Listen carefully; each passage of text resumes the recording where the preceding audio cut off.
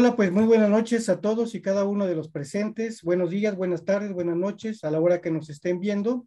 La Asociación Nacional por la Inclusividad Educativa en México, a través de mi presentación, que es profesor José Macario López Valderas, es para mí un honor recibirlos y sobre todo tratar de llevar la continuidad de este conjunto de entrevistas por parte de los integrantes activos o miembros activos de la Asociación Nacional por la Inclusividad Educativa en México.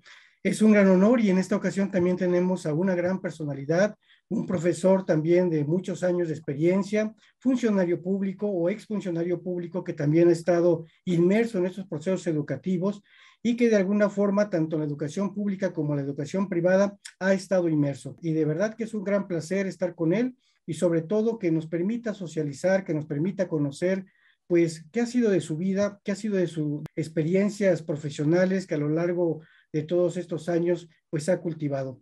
Así que sin más preámbulos, les presento y les doy la bienvenida al doctor Marco Rodolfo López Ortiz. Doctor, bienvenido. Gracias, un placer estar aquí con ustedes. Muchas gracias, doctor. Pues aquí estamos, ya listos para una plática pues informal y formal a la vez, de tal manera que pues podamos conocerlos, que ustedes tengan la experiencia de poder socializar con nosotros, pues todos aquellos experiencias, aquellos obstáculos, aquellas certezas que también ha tenido a lo largo de su vida personal y profesional. Y bueno, y sin más, hay una pregunta que siempre es necesaria en toda relación humana, y en ese sentido yo le preguntaría a usted, ¿cómo podría definirse como persona, como ser humano? Platíquenos, doctor Marcos. Gracias, muy buenas tardes a todos. Les agradezco este espacio de poder compartir un poco de nosotros, un poco de su servidor, un poco de la asociación. Sin lugar a dudas es una pregunta compleja y complicada, diría yo. En el devenir del hombre, si hacemos una remembranza ya desde los primeros filósofos, existía esa pregunta, ¿no? ¿Quién es el hombre? ¿O quién soy yo, no? Y es complejo, de veras que es complejo porque pareciera sencilla. Ellos daban algunas respuestas desde los 4 elementos de la composición de átomos, desde composición de teorías. Y es complejo. Yo diría una respuesta, recuerdo una anécdota, se las comparto. En un proceso vocacional nos decían, tú eres un ser irrepetible, capaz de amar y ser amado. Y esa es la respuesta más sencilla o la más corta, pero es compleja, porque al final de cuentas soy un ser humano con defectos y cualidades. Es decir, soy un ser perfectible, no perfecto. Yo creo que perfecto solamente hay una deidad, una entidad, ¿no? A la que llamamos Dios, Yahvé, etcétera. Pero soy un ser perfectible, como dije hace rato, con cualidades y defectos. Yo me definiría así. Tengo la capacidad de poder escuchar desde mis compañeros maestros, desde mi familia, que me va ayudando también a construir ese ser humano, que me ayuda a ver mis limitaciones, pero indudablemente también me ayuda a ver mis fortalezas, ¿no? Es una pregunta compleja, pero así definiría yo. Soy un humano perfectible. Así es, doctor. Doctor, en estos procesos que ha tenido a lo largo de su vida y sobre todo experiencias, ¿ha encontrado, yo creo que sí, ¿no? Como todo ser humano, pero ¿ha encontrado usted obstáculos que le hagan, o desafíos en la vida que le hagan superarse a sí mismo? Sí, indiscutiblemente. Yo creo que lo vemos, por así decirlo, lo vemos a diario. Desafíos desde el más pequeño. El mismo desafío de despertar en la mañana y levantarse. Él a veces no levantarse con esas ganas, se siente uno a veces decaído, desanimado. Desde lo más simple, pero hasta lo más complejo. Recientemente tuvimos por ahí el desfortuno de tener un accidente en el vehículo de su servidor. Y entonces eso nos hace reflexionar que estamos ahorita y en un segundo cambian las cosas. Claro. En un segundo, basta un segundo para cambiar. Y ese hecho son hechos que nos marcan. Un choque en un vehículo en el cual iba, pero que a final de cuentas nos hace reflexionar y nos hace superar obstáculos. Porque te encuentras quizás ante algo desconocido porque no diario chocas. Claro. ¿Sí? Entonces, sí son sucesos que te simbran y que te dicen, oh, tengo que superar una serie de obstáculos personales, obstáculos sociales, ¿sí? Definitivamente. Y tengo que ir, además tengo que ir acumulando experiencias también. Es decir, uno va acumulando experiencias, va acumulando soluciones a lo que se va presentando. Obstáculos yo creo que tenemos todos diario. Así es, doctor. Ahorita que estaba platicando sobre esa parte, de que todos tenemos siempre algo en lo cual nos obstaculiza nuestros proyectos, nuestra vida. También en algún momento un buen amigo me decía que si sentíamos dolor era importante porque eso nos hacía sentirnos vivos, ¿no? Y muchas veces nos olvidamos de que estamos vivos, de que estamos presenciando la vida como ese conjunto de experiencias continuas y a veces hasta parecen como cíclicas, ¿no? Sin embargo, pues siempre son progresivas. Doctor Marcos, ¿alguna vez en este conjunto de situaciones que a lo largo de su vida ha tenido, qué me puede usted decir de este Marcos, que en su momento era un joven, un pequeño, y que tenía sueños, tenía utopías, y ahora que es todo un profesionista? ¿Cuál es la diferencia que ha marcado esa forma de ser que antes era, que buscaba, y lo que hoy es? Es decir, esa relación entre lo que fue, lo que es y lo que busca ser. Recuerdo ahorita que está tocando ciertos temas diría yo, filosóficos. Digo filosóficos porque recuerdo en alguna ocasión en la preparatoria, bueno, en el nivel más o menos de preparatoria, se nos hacía una pregunta, también un tanto cuanto filosófica, si me permite mencionarlo. Y nos preguntaba un maestro que qué era filosofía.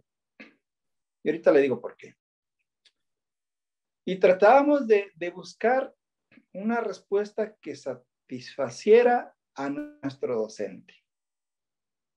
Le estoy hablando de hace aproximadamente unos 25 años, si no es que un poquito más.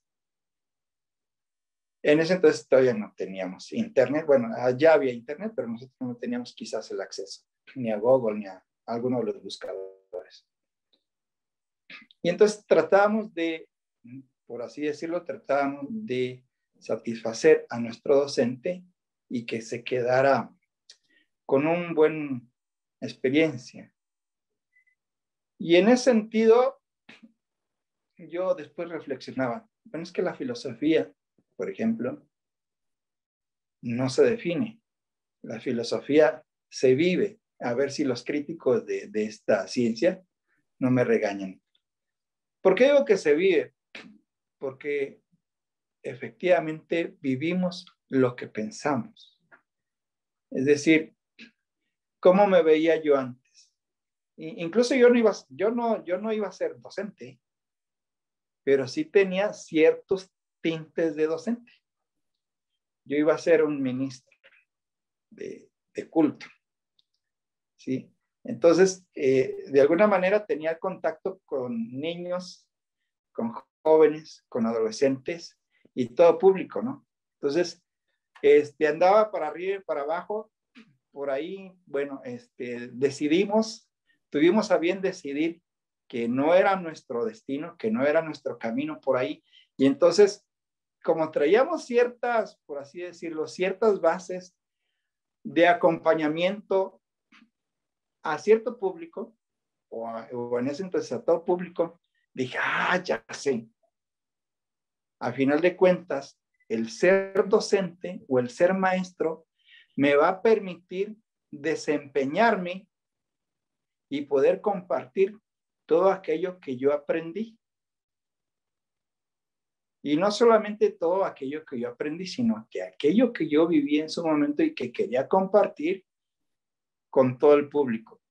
En este caso, bueno, dije, los niños tenemos que sentar las bases como para tratar de que sean unos buenos ciudadanos. Entonces, creo yo que los niños podemos todavía no manipularlos, desde luego que no, pero sí a lo mejor decirles desde nuestra experiencia qué pueden hacer, qué no pueden hacer, qué les va a pasar si no hacen las cosas. Y al final de cuentas, ellos en formación junto con sus padres tomarán la decisión. Entonces, un Marcos antes, un Marcos él y un Marcos después. Yo diría pues que este espacio, por ejemplo, hablando de la asociación, me va a permitir proyectarme incluso para poder compartir todo ese conocimiento, toda esa formación que fui adquiriendo y que quiero seguir compartiendo. Bueno, en este caso, en el nivel de primaria, pero no soy exclusivo del nivel básico, porque al final de cuentas nuestra experiencia y nuestro compartir, también estamos en otros niveles compartiendo esa experiencia de ser docente, que amamos la docencia y que queremos seguir siendo docentes. Así me veo reflejado. ¿Cuál es su sueño, doctor Marcos? ¿O cuál ha sido su sueño? ¿Cuál ha sido mi sueño? Yo creo que pues han sido varios sueños. Yo recuerdo que en alguna ocasión le preguntaba también a algunos jóvenes, les hacía esa misma pregunta. Yo los veía como que titubeaban. Y ahora entiendo por qué. Entiendo por qué, porque ahora estoy de este lado, ¿no? Con esa pregunta, ¿no? ¿Cuál es mi sueño?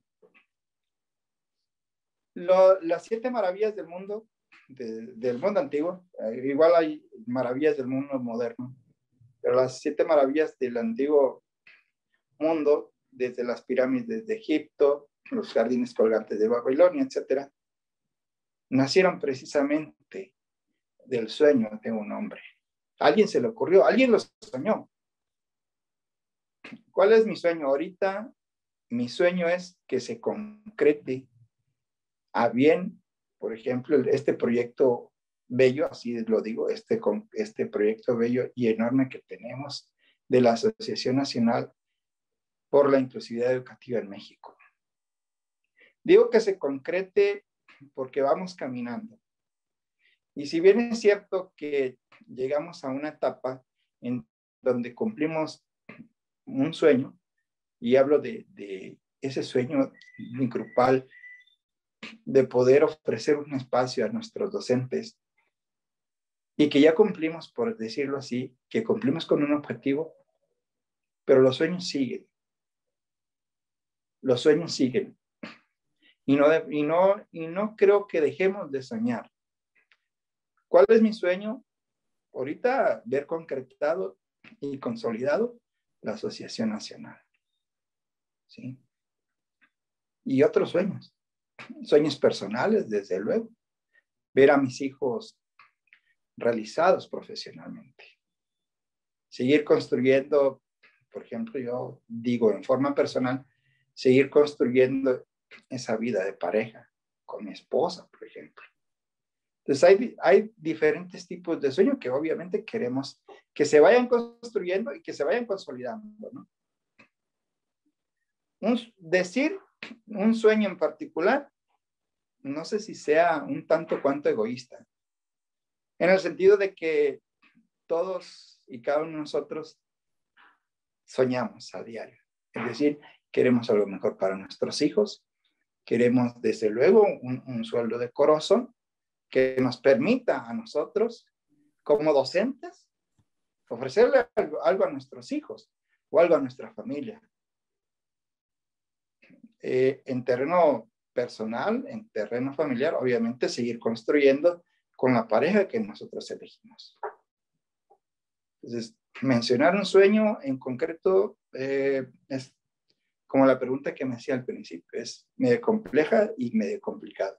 Entonces, yo creo que como seres humanos tenemos sueños de distinta índole. Así es, doctor. Doctor Marcos, a usted lo ha caracterizado ser una persona en la relación que ha establecido con la NIEM, con la asociación, ha establecido siempre una relación de cooperación, de apoyo, de sueños, de ayuda mutua, de empuje hacia algo concreto que estamos buscando. ¿Cómo surgió este profesionista que siempre busca colaborar para poder construir algo en conjunto? Sabemos pues que las comunidades de aprendizaje, por ejemplo, que César Col nos habla en algunos estudios que ha realizado, siempre se habla de construir juntos, de aprender juntos, de ver y caminar hacia un objetivo en común.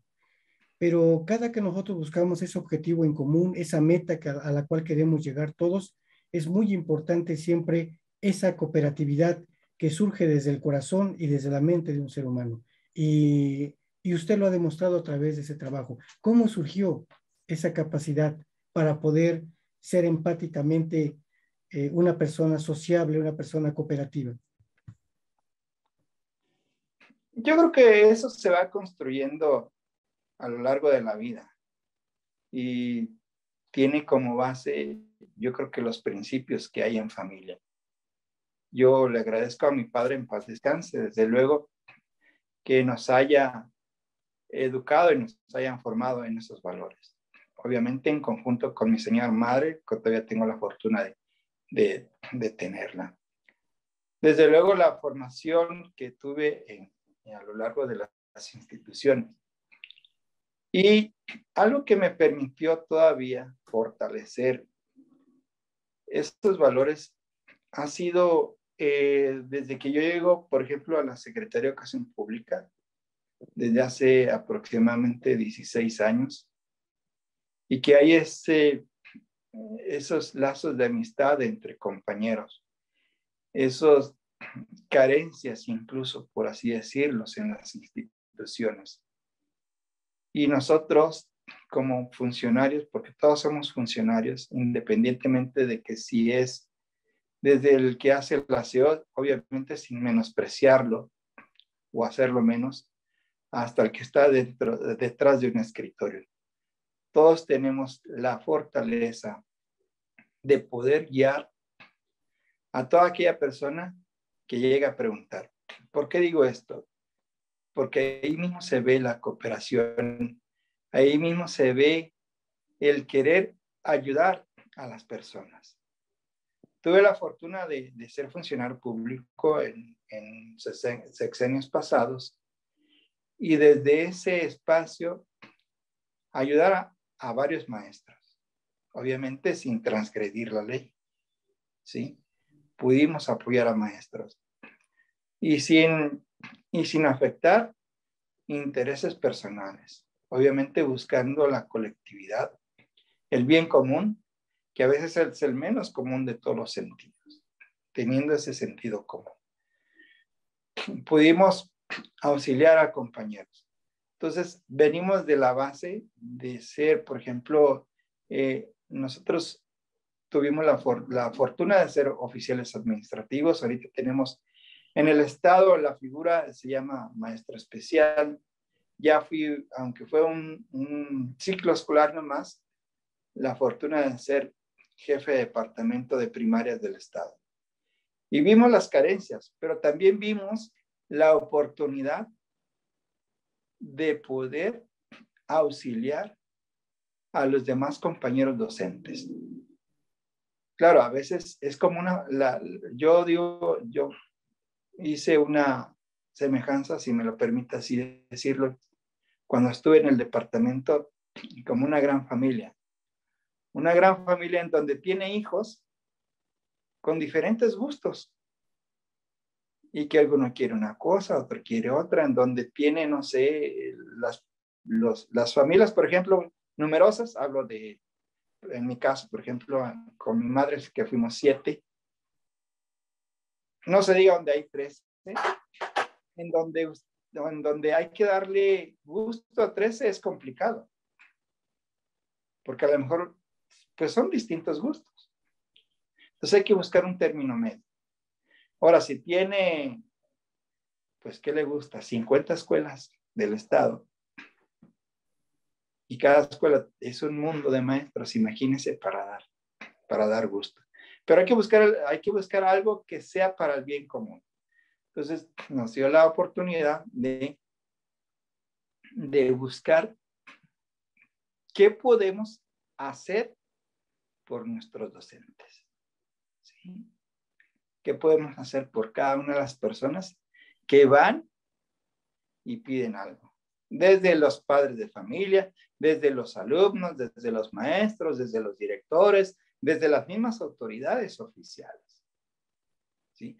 ¿Qué podemos hacer por ellos? Obviamente es cuidando esa línea delgada de transgredir lo legal, ¿no? Así es.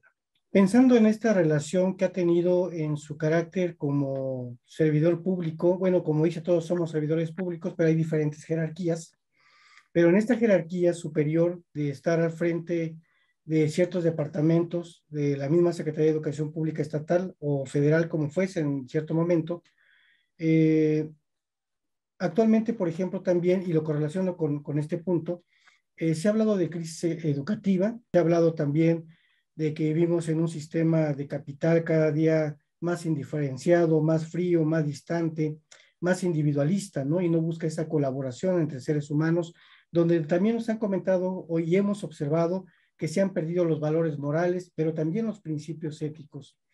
Y en este rezago educativo que también las políticas nos han implementado, tanto globales como nacionales, ¿cómo se perfila el doctor Marcos como profesionista?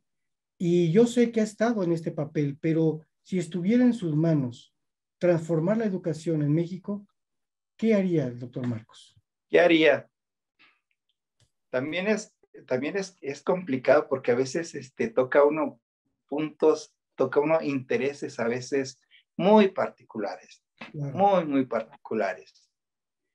Yo, por ejemplo, en alguna ocasión comenté, a ver si no me tachan los especialistas con algún adjetivo calificativo, pero yo en alguna ocasión comenté que nuestra educación a lo mejor no deja de ser un plan trienio, cuatrienio, sexenal, porque hay mucho celo, en ocasiones hay celo, ¿sí? Entonces, debemos de tener una visión y una misión, que las dos son importantes, pero uno como docente debe tener una misión con cariño, que le guste ser docente, pero también debe tener una visión que le va a ayudar a poder criticar nuestro sistema educativo. Ojo, yo digo criticar.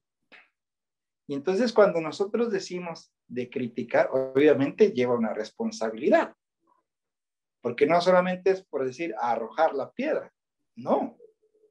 O sea, como usted bien dice, yo, Marcos, ¿qué voy a hacer? ¿Qué tengo que hacer? En ese sentido, yo recuerdo, por ejemplo, creo que por ahí más o menos compartimos algunas experiencias, sobre todo yo creo que en secundaria, usted y los que tenemos más o menos esta misma edad.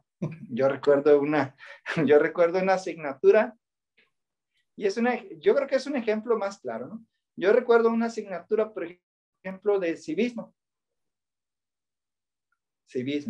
en donde nos decían, incluso nos marcaban las reglas y las etiquetas de urbanidad. Claro. Desde decir buenos días, buenas tardes, desde respetar incluso las luces del semáforo. La educación vial que se impartía en las primarias. Sí, yo recuerdo todavía, por ahí vi en días pasados, por cierto, un agente de tránsito que nos daba educación vial, ya en sus 70 años, ¿no? Por ahí ya jubilado, pero a final de cuentas dije, es el tránsito que nos daba educación vial en la materia de civismo, en la primaria. Entonces, son asignaturas que fortalecen. Si mal no recuerdo, en alguna ocasión escuché, por ejemplo, que la licenciatura en filosofía la querían abrogar o la querían desechar. Perdón por el término, pero dije, es que, o sea, tú no puedes ni abrogar ni desechar una licenciatura en filosofía, porque al final de cuentas es la ciencia de todas las ciencias. Es la madre de todas las ciencias, por favor, o sea, ¿qué está pasando? ¿Sí? ¿Qué haría? Desde rescatar algunas asignaturas. Hay una imagen, por ejemplo, igual la hemos visto en internet, en donde al docente lo tienen tanto los padres de familia como los niños acorralados. No me acuerdo si decía 1969 y 2019, algo así, la imagen, en donde tienen al docente cisgado, en donde tienen al docente asustado. ¿Qué haría? Buscaría espacios de capacitación docente, buscaría espacios de dignificación docente. Y cuando yo digo dignificación docente, obviamente esto se traduce en un buen sueldo, en unas buenas prestaciones. No exigir algo que no devenguemos. Claro, hay docentes que a lo mejor no hacen o no hacemos lo que nos corresponde, pero también hay docentes muy valiosos. Claro. ¿Qué haría? Buscar esos espacios en donde podemos incentivar a nuestros docentes, capacitar a nuestros docentes. ¿Qué haría? Buscar a lo mejor puntos de reflexión y, como usted dijo, no solamente puntos de encuentro, sino también comunidades de aprendizaje, en donde hay una participación tanto de... yo recuerdo que cuando estuve en el Centro de Actualización del Magisterio, porque soy nacido en el Centro de Actualización del Magisterio, mi licenciatura es de docencia tecnológica del Centro de Actualización del Magisterio. Y nos hablaban, yo recuerdo en alguna ocasión, de la triada didáctica. Y la triada didáctica lo traducíamos, o igual nos decían, es la participación nada más de la sociedad, de los maestros y de las autoridades. Entonces ahí está la participación del ente llamado educación. ¿Sí? Entonces debemos de ir y preguntarles también a nuestros padres de familia, obviamente también a nuestros estudiantes, independientemente de la edad que se tenga, porque todos son importantes. Todos somos importantes. Autoridades, padres de familia y no se diga maestros. Eso es lo que yo haría, doctor. Doctor, también tuvo usted la oportunidad de participar en el rediseño del libro de texto de educación primaria, específicamente de tercer grado, del área de español. ¿Qué lo llevó a esta convocatoria? ¿Qué fue lo que lo incentivó para decir yo quiero participar y quiero ser parte de este proceso, a pesar de que ha sido criticado esta convocatoria por no recibir estímulos económicos, por no devengar ese estímulo económico al realizar la creación de un trabajo intelectual, sobre todo en un libro de texto? Pero ¿qué fue lo que no le hizo dudar a pesar de esas carencias que pudiéramos tener como profesores y usted en este caso también como maestro? Fíjese que es una pregunta como todas complejas, pero esta quizás menos compleja. Y le voy a platicar la anécdota porque su servidor dentro del estado, bueno, en el estado de Nayarit, como igual en algunos otros estados, mi figura es profesor especial. Y no porque yo atienda a niños con algunas capacidades diferentes. En el estado se le llama profesor especial. Entonces, por ejemplo, yo atiendo, por ejemplo, el área de computación. Hay maestros también especiales que atienden el área de artísticas, el arte en su máxima expresión. Entonces, en mi caso, no estoy catalogado yo como maestro frente a grupo. Y de cierta manera resulta, en lo personal, resulta triste porque además no puedo participar en ningún examen transversal, vertical, horizontal y para ningún lado.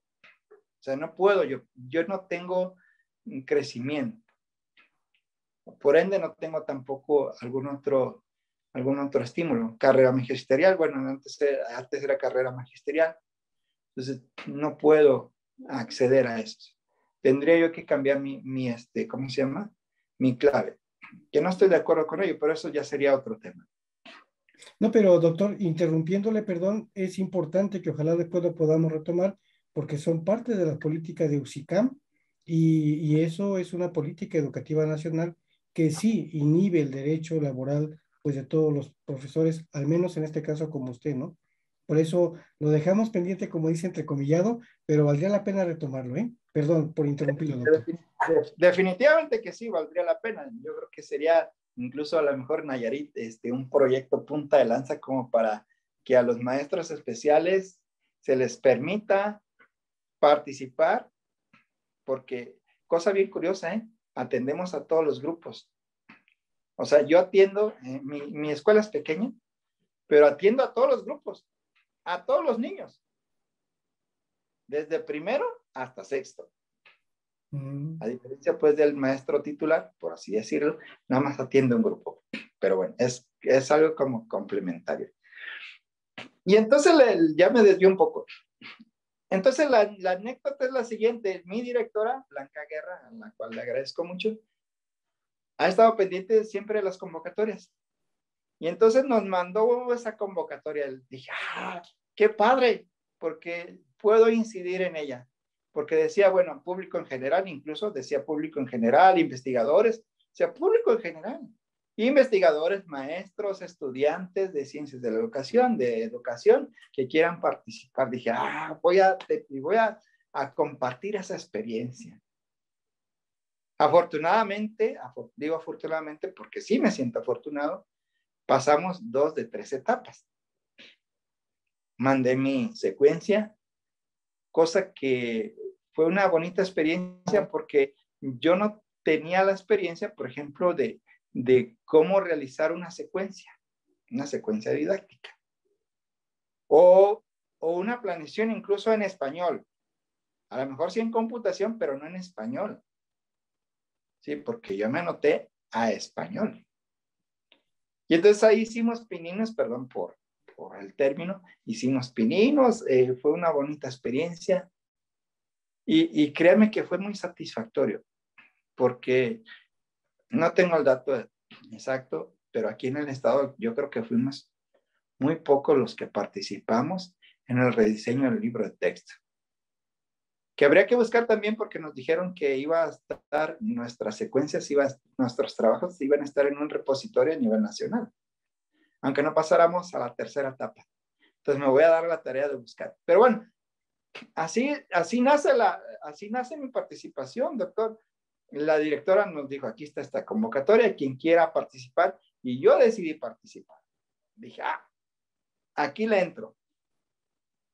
Y afortunadamente pasamos 2 de 3 etapas. Hoy tuve la fortuna de saludar incluso a una de las personas que fue evaluadora de aquí del Estado de Madrid también. Y compartíamos algunas anécdotas. Pero así fue mi participación. Como por arte de magia, como por el azar, como algo improvisto e imprevisto.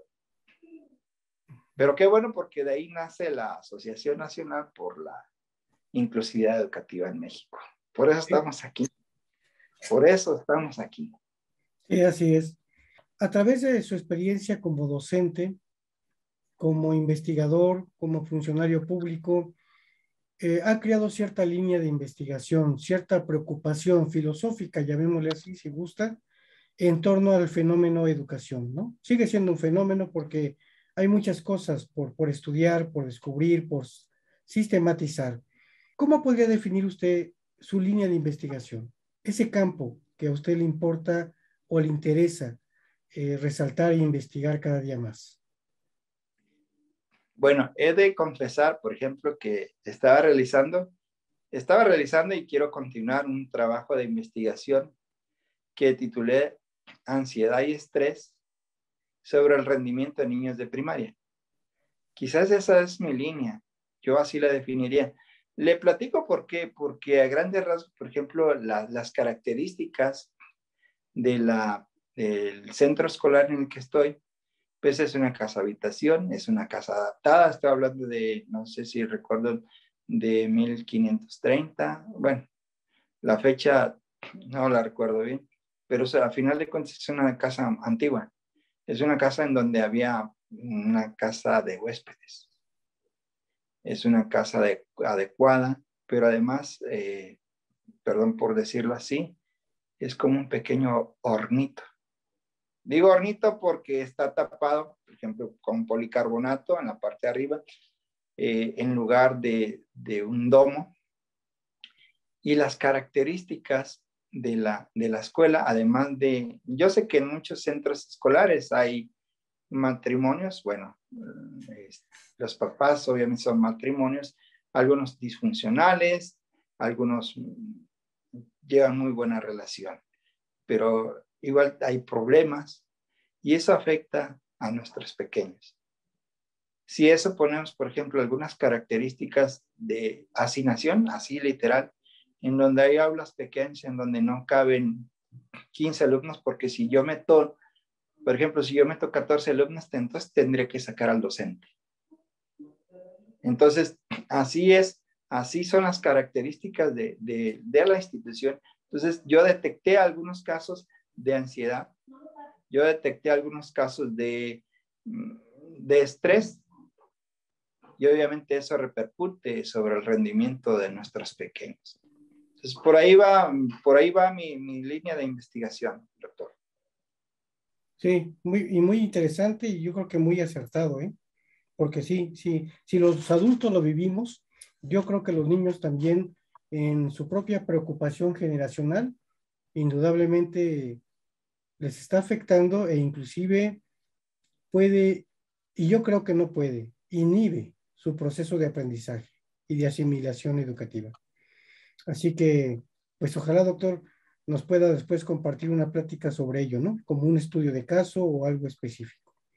Claro Doctor, que sí, como también había un tema que se me hace interesante observarlo, la palabra inclusividad, que hoy en la actualidad no tan solo se ha convertido en proyectos nacionales, internacionales, se ha adjetivado muchos procesos, muchas políticas, pero más allá de esas políticas, más allá de esa percepción social que pudiéramos observar, ¿cómo se entiende o cómo entiende el doctor Marcos la inclusividad?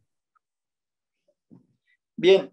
Yo recuerdo que en alguna ocasión, es como un ejemplo, ¿no? Yo recuerdo que en alguna ocasión me tocó ver cómo a algunos niños con capacidades diferentes, no recuerdo si tenía, ¿cómo se llama? Déficit de atención, pero al final de cuentas era una capacidad diferente. Eran como dos, tres casos. Había un caso de atención distraída, por así decirlo. Había un caso de violencia. Mencionarlo, el niño era muy violento, incluso en su casa. Obviamente eso viene desde casa. Y otro que tenía cierta capacidad de visualizar. Eran tres casos en un solo salón. Y entonces las mamás, de alguna manera, llegan y los dejan allí, a los tres, y dicen, yo me lavo las manos, aquí están estos niños. ¿Sí? Espérame, es que si es cierto que el niño lo puedes traer aquí. Y entonces a veces le dejamos la responsabilidad al docente. Y el docente tiene que hacer a lo mejor cuatro planeaciones. Es decir, una planeación para el débil visual, una planeación para el que tiene violencia, una planeación para el que tiene distracción y otra planeación a lo mejor para todos los que, entre comillas, por así decirlo, por mencionarlo, son niños que no tienen problema alguno. ¿Por qué le comento esto? Porque confundimos, desde un punto de vista, confundimos la inclusividad. La inclusividad no es aquello que llegamos al niño y lo ponemos en un aula y ya, se las arreglas. No, debe haber una participación, responsable de lo que hace rato yo decía, es decir, la tríada didáctica, la famosa tríada didáctica, que al final de cuentas son 3 partes, ¿no? O sea, son 3 partes las que deben de ser responsables. Es decir, nuestras autoridades que nos deben a nosotros dar las herramientas para que nosotros seamos o pongamos en práctica nuestras competencias, nuestras destrezas, nuestras habilidades como docentes, pero también en una corresponsabilidad con nuestros padres de familia. Entonces ahí tiene que haber una participación. Yo definiría así la inclusividad, es decir, una responsabilidad en la que todo el ente educativo debe participar de una forma responsable, asertiva, eficaz, pero además con calidez humana, que a veces eso nos hace falta, esa calidez humana, ¿no? Así la definiría yo. Muy bien, doctor Marcos. ¿Y ha tenido usted alguna experiencia o inquietud como escritor tratando de plasmar aquellas ideas que han surgido de su experiencia, de su reflexión pedagógica, didáctica, política, ¿no? Inclusive, y filosófica, no se diga? ¿Ha tenido ese proyecto en manos o ya tiene algo que nos pueda compartir, que sea una idea como intención de escribirlo, de plasmarlo? Perdón, doctor, decía un investigador, lo que nos diferencia entre uno y otro es escribir, ¿no? Y eso es verdad, ¿no? ¿Qué me puede usted platicar sobre ello, doctor? Sí, fíjese que ahorita lo que estaba usted comentando eso, me ganó lo que iba precisamente lo que acaba de comentar. Hay 2 tipos de personas, o hay 2 tipos, no sé, de hombres, ¿no? Aquel que escribe y el que no escribe. Entonces, he hecho algunos, ¿cómo dicen? No sé, algunos remedos, he hecho algunos intentos. Bueno, en la asociación por ahí tuvimos la fortuna de escribir algo acerca de los refranes, que fue uno de mis primeros escritos. Bueno, tuve la fortuna de hace como unos 4 o 5 años, estuve escribiendo en un diario local una columna acerca de educación. No me acuerdo cómo se llama la columna, le estoy hablando de hace como unos 8 años, ¿no? Entonces, cada semana yo tenía la oportunidad de hablar acerca de educación. Fueron como 6 meses porque fue como un proyecto que nos plantearon en una asignatura, incluso del doctorado, porque a final de cuentas lo que hice con el doctorado recientemente fue una equivalencia. Entonces, de unas asignaturas que ya había hecho. En aquel entonces, le hablo de hace como unos 8 años, una de los requisitos era precisamente escribir en una revista o en un periódico. Afortunadamente tuvimos la fortuna, perdón, por el pleonasmo, tuvimos la fortuna de escribir dentro de un diario, en una columna cada semana. Ahora, lo que escribí últimamente fue en la Asociación Nacional por la Inclusividad Educativa de México acerca de los refranes. Tengo algunos, no sé, algunos borradores por ahí debo tener algunos borradores, no sé en dónde, les soy honesto, pero está en mi equipo de cómputo, pero sí, he intentado hacer algunos escritos. Ojalá y que pronto por ahí a través de la asociación, yo estoy seguro que lo vamos a hacer. Pero sí, hemos hecho el intento, claro que sí, hemos hecho el intento y hemos escrito, así como le digo, nada más en el diario local y en la asociación. Doctor, siempre va a haber algunas preguntas que van a quedar en el aire, ¿no? O cuestionamientos que de momento no surgen y cuando surgen es cuando dicen, uy, hijo, le hubiera preguntado esto, ¿no? O hubiese respondido esta parte. Siempre va a haber algo. Eso es lo bonito, ¿no? De siempre estarnos reinventando constantemente en esta transformación social. Pero, ¿qué puede usted decirnos? Este es su espacio, este es su tiempo. ¿Qué nos puede usted complementar o decir alguna idea, algún mensaje hacia los maestros, hacia los niños, hacia los padres de familia, hacia la sociedad mexicana, hacia las autoridades educativas? ¿Qué puede usted complementarnos o decirnos con esa libertad? Como dice usted, sin sentirnos posiblemente vedados, ¿no? Por alguna situación, alguna palabra que pudiera ser coyuntural, ¿no? Pero más allá de todo ello, bueno, somos profesionistas, somos educadores, tenemos muchas ideas y siempre las queremos compartir. Platíquenos, doctor Marcos. Gracias. Fíjese que creo yo que, por ejemplo, en México, desafortunadamente, digo desafortunadamente, porque así lo veo, así lo siento. A veces hay fuga de pensamiento, hay fuga de conocimiento, hay fuga, en el argot popular, si me permiten así decirlo, hay fuga de cerebros. Pero hay fuga de cerebros porque en México quizás no se retribuye la investigación educativa. Como no se retribuyen otras cosas, definitivamente, aun cuando pudiera ser que el Producto Interno Bruto o parte del Producto Interno Bruto en algunas ocasiones se lo lleva en alto porcentaje la educación, pareciera, pero no es así. No es así porque si no, yo creo que muchos de los maestros o un alto porcentaje a lo mejor no diríamos qué lástima que no tenemos un sueldo de determinadas características, ¿no? Claro, tendríamos que cuidar también esa parte de los maestros que a lo mejor están sin esa vocación. Es una opinión de manera responsable que tendríamos que tener cuidado incluso al opinar.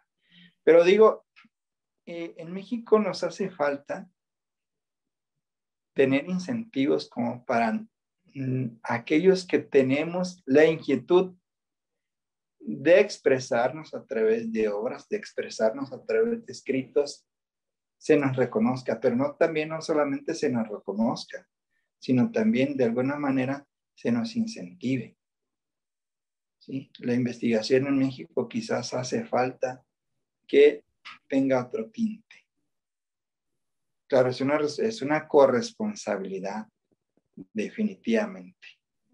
Tendríamos que cuidar todos los aspectos como para, bueno, si yo expreso y digo, no solamente además tengo que sustentar lo que estoy diciendo, que esa también es otra responsabilidad, tengo que sustentar. No nomás voy a opinar, no, opinar por opinar, no, sino opinar, pero también al opinar, ¿qué voy a ofrecer? A lo mejor como una posible solución ante una temática en específico o ante un problema en particular. ¿Qué puedo decir? Que nos hace falta.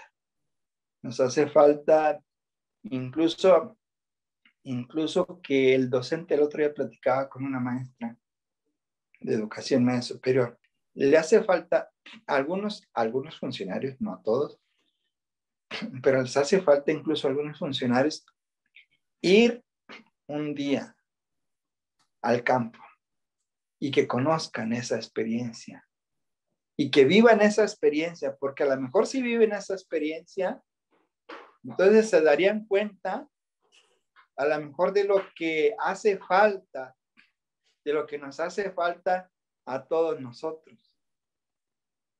Las carencias que tenemos, los que sí estamos frente a, creo yo que por eso hace rato yo hablaba de calidez humana.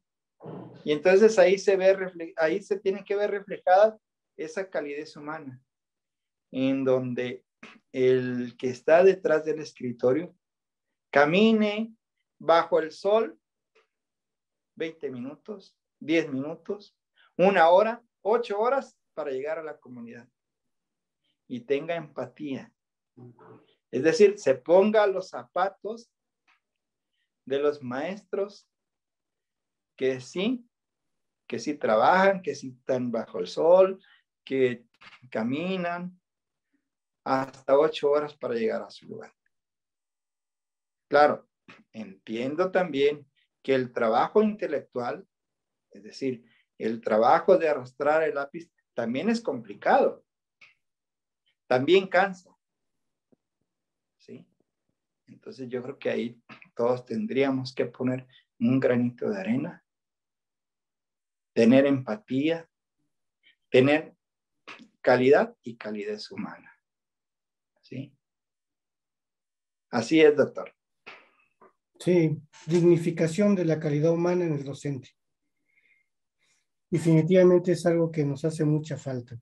Y ojalá lo escuchen, doctor Marcos, porque son no tan solo a las autoridades educativas actuales, yo creo también a estos jóvenes que apenas se están formando, que apenas están creciendo y que el día de mañana pues también van a ser nuestros funcionarios públicos, ¿no? Y ellos son los que van a tener la capacidad e inclusive la posibilidad de transformar a un México.